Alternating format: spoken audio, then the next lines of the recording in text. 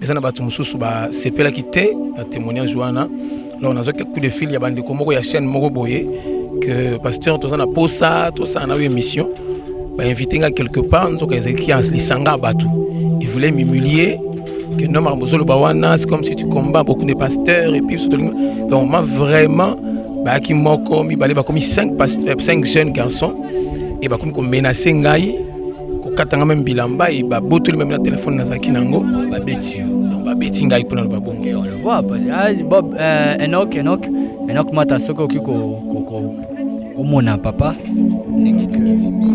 donc c'était quoi donc kaka émission ya divorce tout ça là qui est-ce que vous pensez vraiment que ça va journaliste c'est un groupe à bâtiment boyé parce que ndengo ibisenga za so groupe à pasteur mo wabi non soit disant musala nzamba bienté ne ba mbasa la ba acte ouais parce que ba benga nga weekend tout ça na bango émission et après na ba dire na bango voilà que moi je suis pasteur pourquoi j'ai dit des choses de divorce kuna et zo ça la bienté j'ai essayé un peu de répliquer attaque bandi wana alors c'était pas bon bah ravitailler ngai téléphone nanga na porter monnaie parce que chez moi naza na orpheline moko orphelin mais orpheline moko azaki sérieusement malade azaki hospitalisé il fallait pas transfuser j'avais l'argent na porter monnaie parce que son ba kisi alors ba zui na porter monnaie qui na $100 ba kenango je n'ai pas pu me défendre parce que nazaki ngamoko na kimika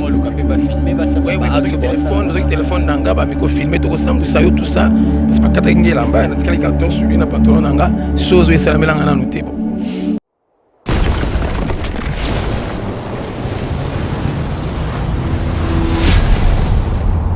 chez Biso Télévision chaîne oyo ekokani na yo Mbote, Balagnos et Chebiso TV, boy malam na mission na bino, réponse à nos questions.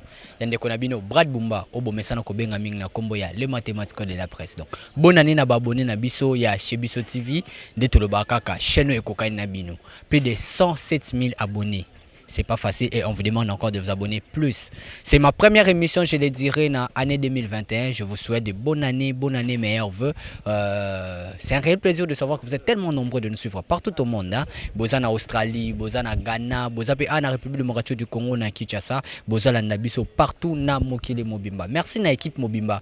Il y a Chebiso TV, là je vois Chic Moukadi, je vois Enoch Mata, Enoch Chouana Lisu Nabiso. Donc si je suis beau, si je suis bien devant la caméra, c'est grâce à c'est monsieur Enoch Mata qui est derrière la caméra. Voilà, je dis merci aussi à ma maman Aminata Ndongala. Donc on a pena maman nangai.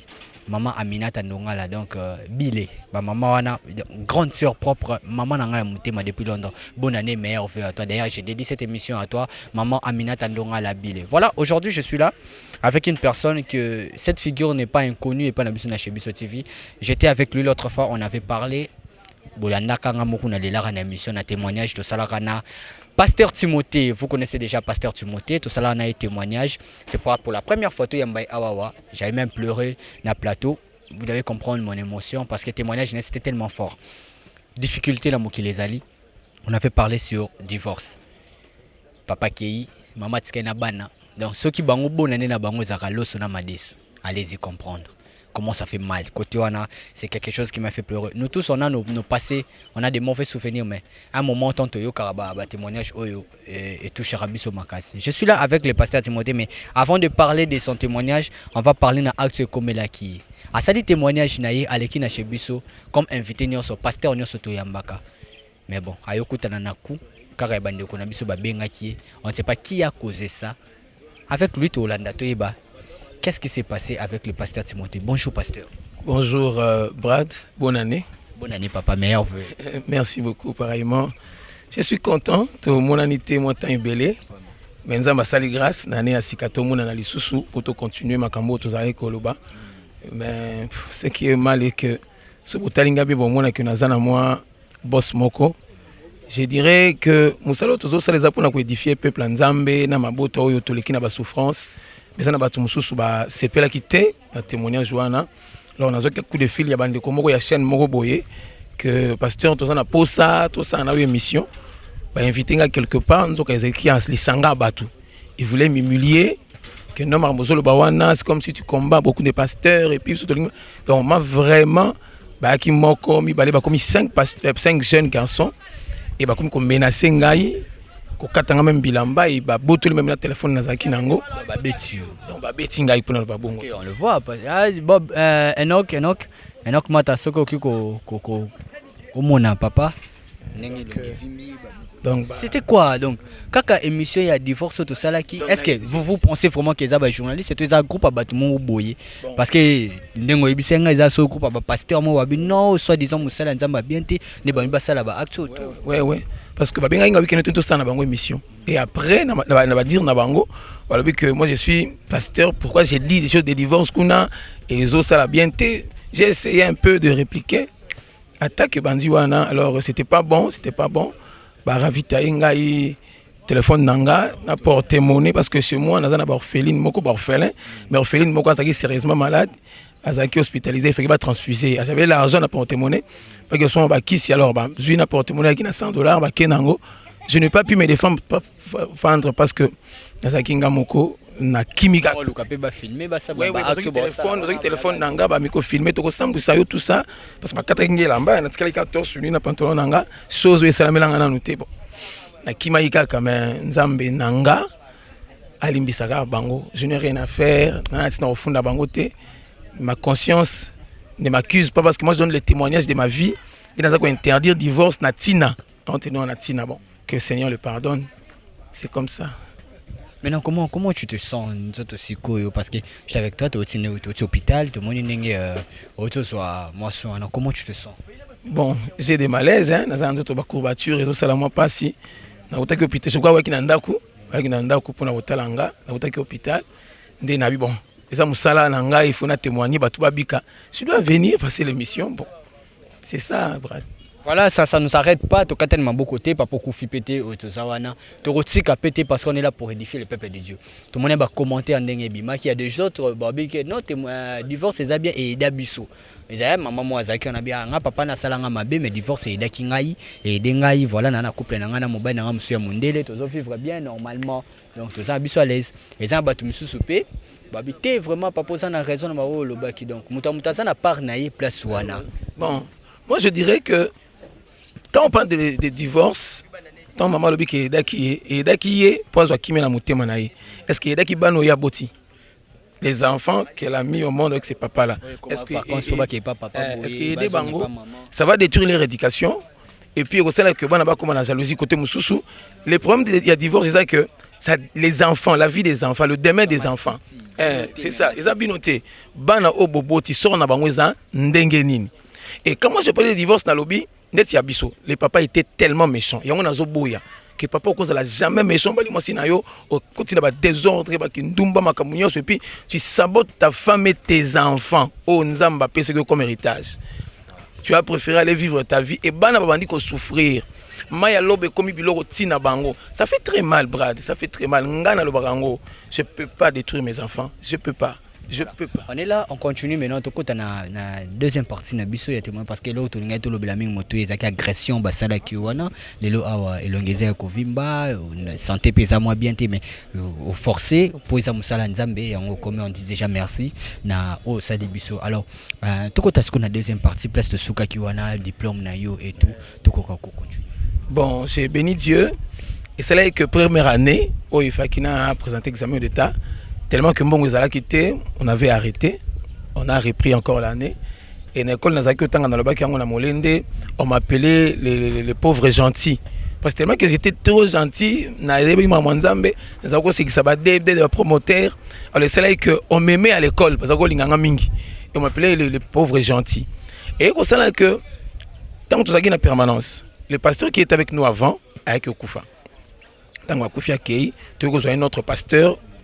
Le feu, il aussi il est mort aussi. Mais quand lui il est venu un peu, c'est comme si c'était quelqu'un avec qui une main encore sur moi. Le pasteur Bibimba, que je pleure jusqu'aujourd'hui, il avait fait en sorte que nous comme moi on a pinza. C'est le pasteur Bibi. Banani bazalelo na kishasa misubaza na potonza mapambola bango. Tant on a comme la deuxième, sixième nanga mi balé, ndé aussi quoi aller on a pasteur wana na école nazo kende sans ko futa nazo kende na souffrance nazo kende ka bazo kotsanga ka bongo po yango na côté na batu na lobby hein ko seka na ko yeba ko solola e ko kotsona ba porte mususu kana te okota et copier sur ma faveur Moussous au Canada Tekozwa. Donc tellement qu'on n'avait pas l'argent pour payer les frais. Mais moi j'allais à l'école, et la fin de l'année, t'es comme un psychote au foot à Bambongo pour un examen d'état. Nazoa Kambongo à trimestre moko, na continue bureau promoteur dans Henri Gobert, et puis petit. Mais tu as les dettes ici. Ani mo foot mais nini sous moi. Oh na Elio yango. Balaka yango wana. Que faire? Sur mbongo wana vieux moka quartier mtape senga ndambu le pasteur onazaki wa yakisima wana pe bakisila kinga et na kenda kina c'est là père on a lango yango mais c'est petit et compliqué mais on sait l'examen est tending parce que nga na sala gérer pratique na sala français oralité na sala à 4 jours mbalamment parce que bazako binga na bambongo wana moyena na sala ngweza akité donc on a eu ko futa mbongo na sima wana ya trimestre moko permettre kinga na sala 4 jours. Il a 4 jours, je vous dis que souffrance et Zaki Makassi. C'est-à-dire que dans l'examen d'état. Quand j'ai reçu l'examen d'état, ma mère a rendu Kobela. Maman Botinga, la pauvre femme, je vous dis, a bandit maladie. Nazola en permanence, il y a Zaïko Fandepa, il y a Maman Kouloutunangai, n'a récupéré la permanence parce que Nazaki n'a mututa ko soba soin na yo mona nous en permanence. Je ne pouvais pas supporter voir cette femme-là souffrir.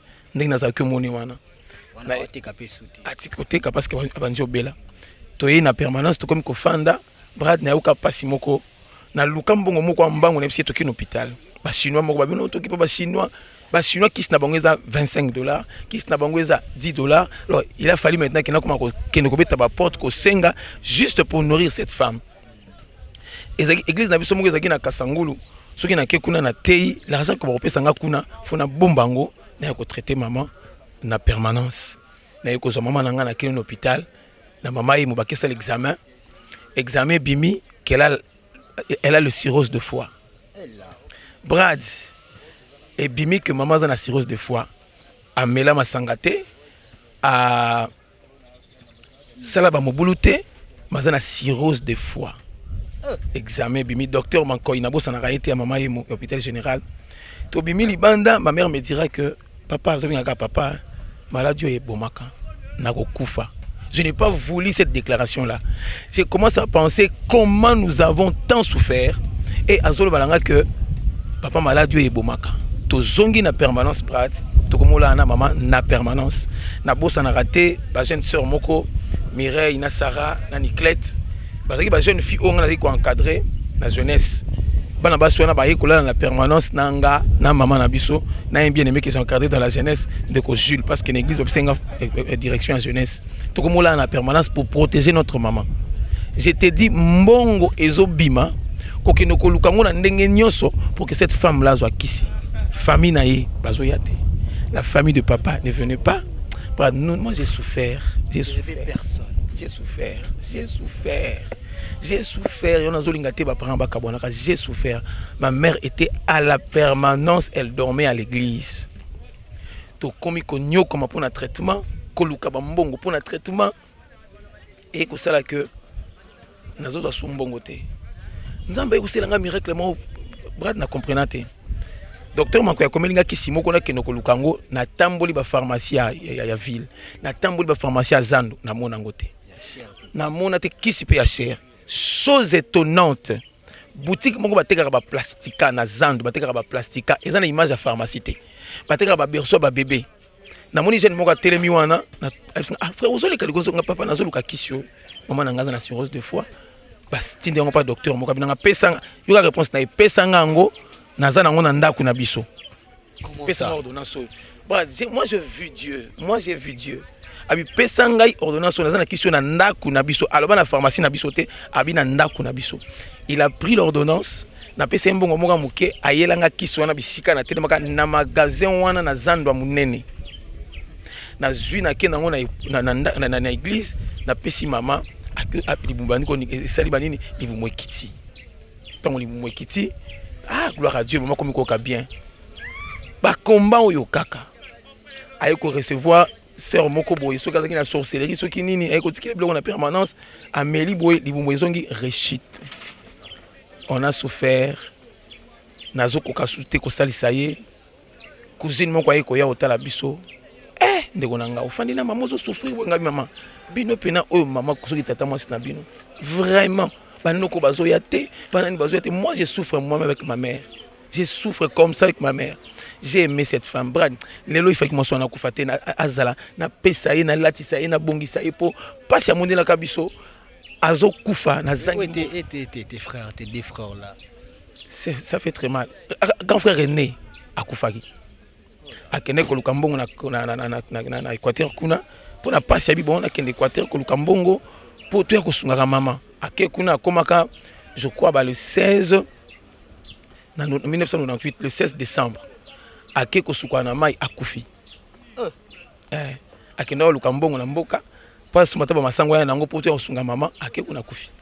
Donc on a perdu le notre aîné car comme ça pour la souffrance que nous lukambon avec comme on a passé na biso tabina kendo ko luka oyo to tika kina sima wazaki avanga to fandi na eboye akelu kam azaki ko côté kama pani na Cofadis camion moko est tout taillé ah Jésus Christ camion est tout taillé na mutu to kota na Saint-Joseph mutu pasuka et ça n'a pas événement le kila biso hein. Grand frère on a qui ne côté kama na Cofadis mama ba futi po to luka to sunga mama azokati sana poids lourd camion est tout taillé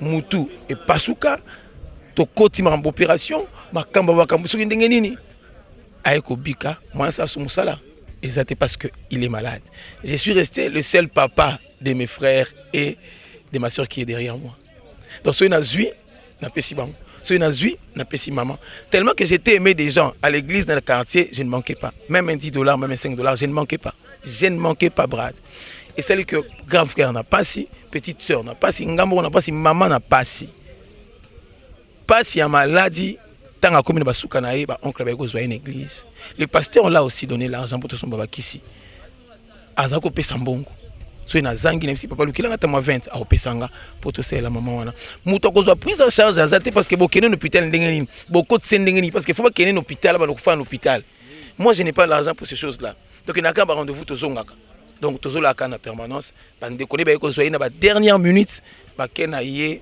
na hôpital mo na ngaba elle est morte. Ma mère est morte en 2009. À cela qui une année dans maladie. Elle est morte. J'allais là-bas à l'hôpital chaque jour. Et mon colomoso sa médecin lobby. Nazo kufa mais souci ya moi na nga na zalibanda. Moi na nga na zalibanda a souffrir mingi. Nzambe obiso to sambelaka. Ako pambola moi na nga.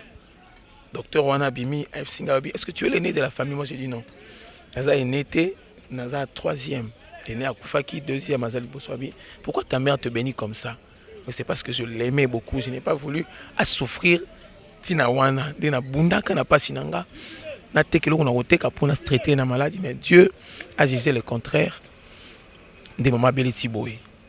Et après, Yango, ma mère est morte. Le jour où elle est morte, avec pas un grand frère Naé. Azo solana nièce babimaki na akufai na hôpital te babimisaki parce que hôpital il y a plein de clans bokende na ekaso so eza biso soute tanga comme pas grand frère na ye azaki na kati ya chambre abengi nièce na ye ayebisi j'ai dit oui et pas na nzambe je dis oui et pas na nzambe je dois partir ami bongisi atini nièce na longola bilamba na singa tangi longola bilamba na singa ya tikela s'arranger et puis elle est morte nazaki na permanence nazo bondela pour na ye nzambe sala grâce ndeko za na hôpital loka bimi hôpital bazobenga na butu wana nzokasi bakina otiki na Saint-Joseph na morgue bazobenga et le matin Nazu appelle que cette femme là est morte. Brad Bakonga, cette femme là na kokate. Je suis un homme qui dirigeant jeunesse, na comment interpréter une église. Je ne peux pas supporter cette nouvelle. Na kokate ko perdre cette femme qui a tant souffert. Ma mère a divorcé à Tikali Kolinga Mobilité. Je vais seulement encadrer mes enfants. Nako bunda boza encadrer. Nako kote sa papa mususuté to fanda na biso.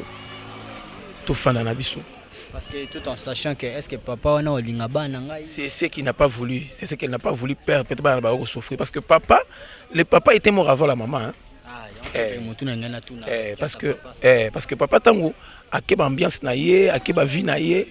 ayi ko so maladi moko ba mbongo ni banzo sila parce que place bazako travailler na lida mewana to sakopo ba mbongo na bazo pesa alors ba mbongo e banzi ko kitaye eloko na mona somo brad na mona somo na kota la papa na biso na kutita kitite na kuti congélateur te na kuti rideau te na tunier biloko nyonso kina ndako na weke wapi oh non bake ko sokola ngo boboye na kende bisika bazo kimila masanga na to sakopo na moni na ndako ya kolo bar wana biloko na biso nyonso congélateur kiti rideau tout na katanda ko wana apesa ngo na nyongo ba masanga za ko defa na moni na rideau ya ndako abatu wana ya biso je te dis le ciel m'est témoin na ndako wana na bakiti bakanga yango pona nyongo masanga et déchéance banzo kota a komi na passe na ye komi ma cousin nga moko Lucien mon cousin jumeau na bisi to côté yae to côté to ambitieux Yesu donc to komi je lui ai dit papa moi je te pardonne de tout ce que tu as fait mais yambande Yesu bongo la mutema abanzolela ngana simba kisite maile nanga ndepesa nga mbongo na se nerveya na mbongo nanga na salisa ki bande konanga bango baba sungi ngaite il s'est repenti to prier là et to kokena biso après kokena biso moi si oyo bisika za iko fanda nzoka kotanga bakisi muswahili wana akanga kandi papa na bakisi moninga papa ekozwa papa ke tuke na église na biso pondongo zokoma na pasi boeza clair souté tango ba kei ba ebisi ekende na sambetu na yo okokuta photo na yo na kombo na biloko nyonso mwasi wana kanga na sambetu yango na zebisa bino que quand tu divorces hein, et que muto za na tort keba na ba sort aya papa na zaki boxeur président Dido azaki pe na équipe ya Vijana o yeza na INPP ye pas ay membre kuna aya atombola mbetu akuta biloko wana abanda ko beta ba toki ko beta moi so na o sebisika za les chances mbongo mais ko beta bango ni tu es lié ça ce sont des choses spirituelles tu es déjà lié ba parents bo ça la très attention donc ndenge ba yebisaki na église que moi si na yo wana parce que moi sanga za rola maratre na bio donc moi si ami balo papa zwaka na akanga isusu mobali yango donc okangana pe yango sala ba shoot na yo wana ba azwa photo na ye azwi kombo akangisa acha na sambetu papa yebaka te tant bakende église wande ba révéler yango ayeko kende kuna ke ko panza biso to fana na biso na ndako na moni appelle le koti parce que na maman to saki foutre la main quelque part avant maman to comme la permanence to ya okende na biso papa bengi bozaka na bangiringi wana bondo numéro 80 papa bengi ono buya amoboya ko so biloko na ngai biloko na nga na ipsi mama tala mutu na yo azobenga après combien d'années pas si mais c'est vrai bon moment pesalaka un bon moment alors expliquez biso après papa ba mabena ye maman mérita ki ngote mais maman yeko kende qu'est-ce qui est arrivé après la mort de maman université ça raté ouais université na sala quitté mais le pasteur oyo a remplacé papa Bibimba ye pena sunga kinga na côté ba formation théologique na côté ba centre belé so na 6 ans au moins une année à foutu mon côté mususu c'est là qui a fait que maman nzambe pena ifanda et nazala na endurance wana na sali 3 ans moko na école moko ya théologie la crèche et na moi mukanda comme gradué c'est le papa Bibi qui a payé ce frère là alors et aussi là que brad na sekali kamboyo na yoko za cop moko musala na zandu na mundele moko libanais moko asali magasin cousin nga moi meminga kuna tozo kotsa biloko na semaine tozo mema biloko to kotsi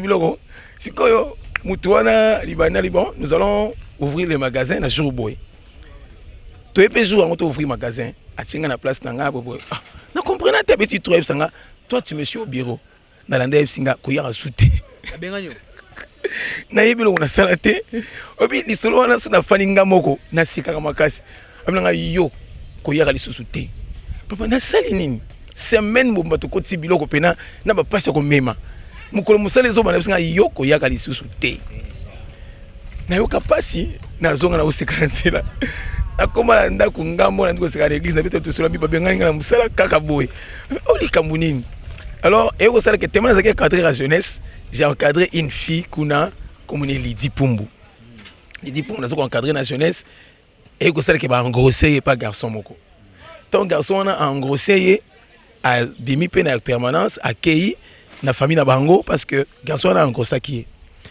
et que c'est là que garçon anzoka à travers na à sa fonctionnaire Nzamba c'est grâce à Moussa na ministère de finance les garçons qui avaient engrossé la fille que moi j'ai aidé là Lydie garçon a comme la finance à ça la rakuna lokola salaka na sina reconnaissance azongi pa Lydie wana lokola encore ça qui est fa azoyer atia inanda kuna ye a honorer a balayer.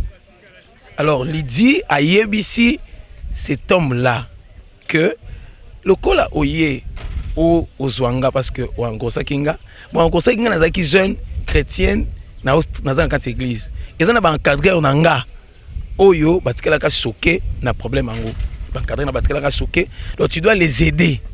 Aujourd'hui, comme ça, mais tu dois maintenant aider mon encadré qui a souffert na permanence pour n'angai yo ko baby sanga na maboko na bango.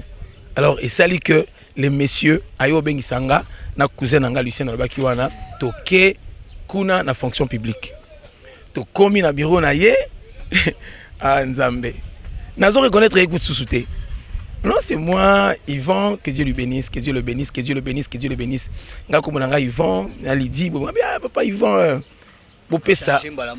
Axan na Jeep ya makasi, ala tikitoko, tu vois un jeune garçon qui a changé makasi. Alobi na biso, bopé ça ba identité na bino. Na kobunda, au nom ya Lydie, la fille que vous avez encadrée, na Zolabino Moussala. Et gloire à Dieu, tango azoli biso Moussala. Tu matricule matin tamponyo ayo koma ministre aboyi makambo wana afandisi biso to travailler tout to ayo ko fanda na biso tango na jumu sala déjà na ba 2012 2013 na comment déjà ko fanda na bana moko boy parce que maman ko fanda na 2009 nga tellement mutema na ngeli nga kaka ko sunga na comment ko fanda na bana moko abitike na zwaki bango mibale nazaki na bango et na mwana na ngai parce que na parcours na ngape na 99 na ibaki na kokwea na équipe ko troisième na équipe na mwana na nga alors na komela kona na bana misato que j'étais avec eux ensemble nde to bandi ko évoluer na bango ko boko mi balende papa bina boko la ngape na busu mi balende bandi ko boko la bango.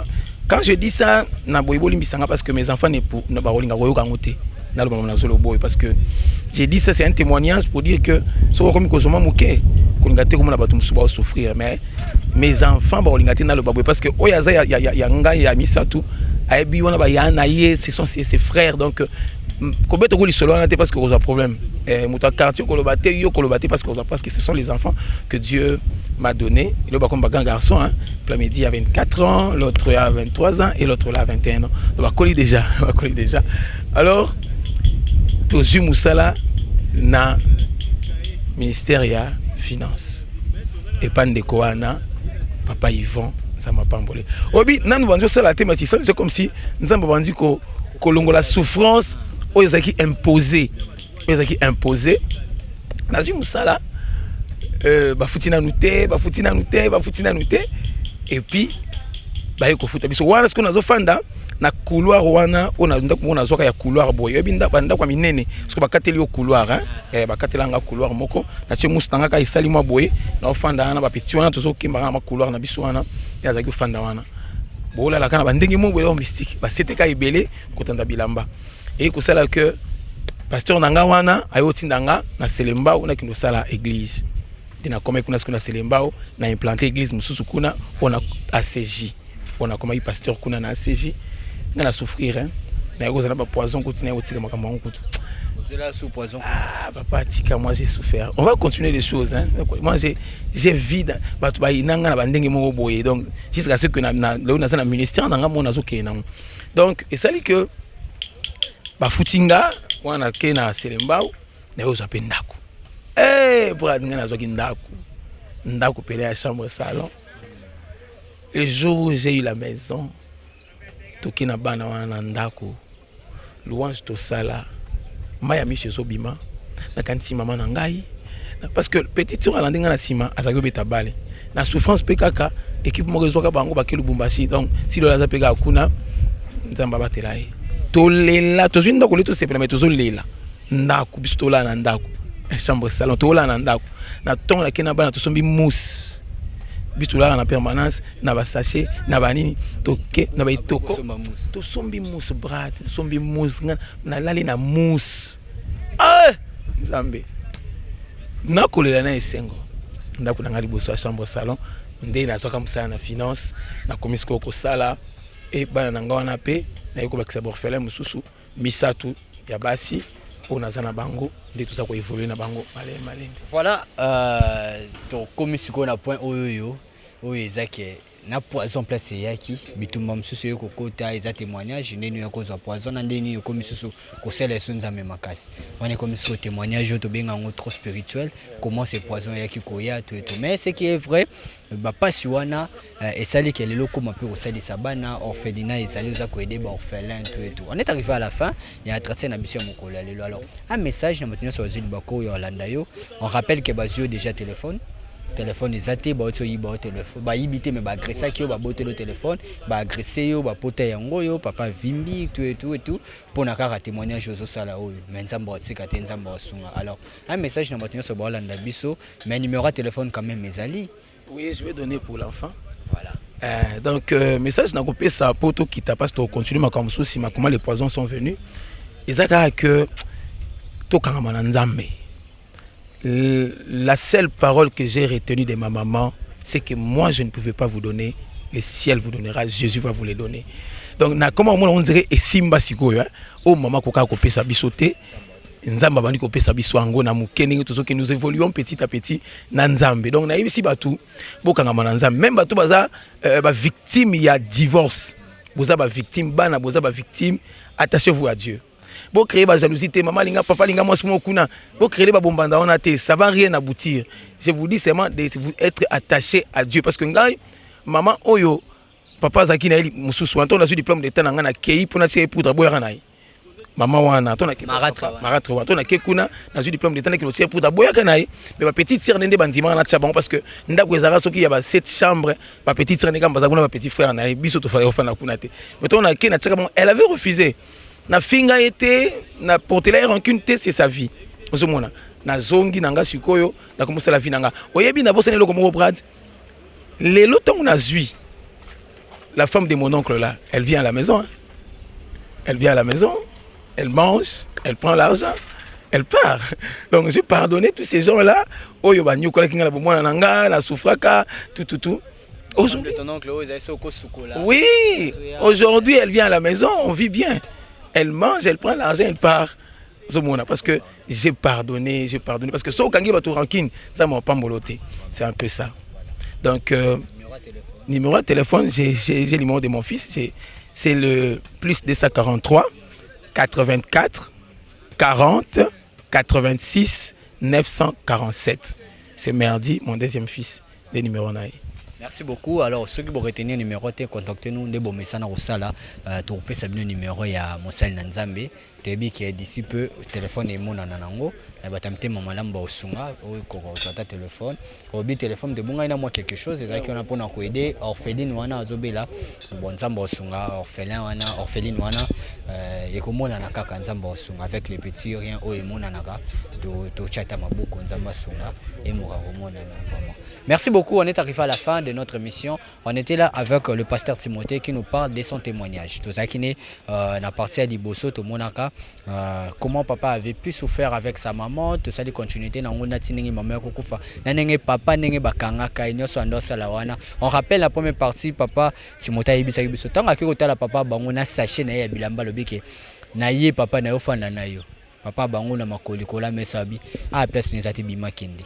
Ni 50 francs. Donc on peut dire que c'était pas lui parce que photo naïe ezaki na seyambetu na bakombo tu azaki déjà lié.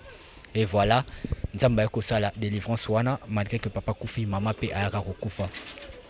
Ta la place divorce memi batu. Ta la place maman azaki na 23 ans, 7 ans libala kufi na 54 ans na mobile msote ta la divorce. Moni batu bayaka pembeni wana koloka maman sala papa ni. Baninga bazai pembeni ya papa ba wana kopo molange tosa kopo nangunza wana ça compte c'est tali dame moko za ba touté voilà Parce qu'on a rideau, on a congélateur, nous c'est que nous aussi makuna pour na bière. Attaque ici. Merci beaucoup Pasteur Timothée, il y a disponibilité ton ayo malgré pas sur zanango malgré nous tenir nous déranger pe sebiso tawana deuxième troisième partie na biso ozala ndenge poison et akikoya batu ba ozela ngo makasi. Merci na Enoch Mata qui était derrière la caméra, merci na maman Lydie Mukadi, toute l'équipe de chez Biso TV, merci à Chic Mukadi, merci na Binonio Sobolanda Rabiso, merci comme j'avais dit, j'ai dédié cette émission à une seule personne, maman Aminata Ndonga Labile, c'est ma maman depuis Londres, je te salue, big dédicace à toi, c'est mon accent anglais, voilà, donc Happy New Year, my mom, donc merci à toi maman, on se retrouve prochainement, d'ici là portez-vous bien, bye bye.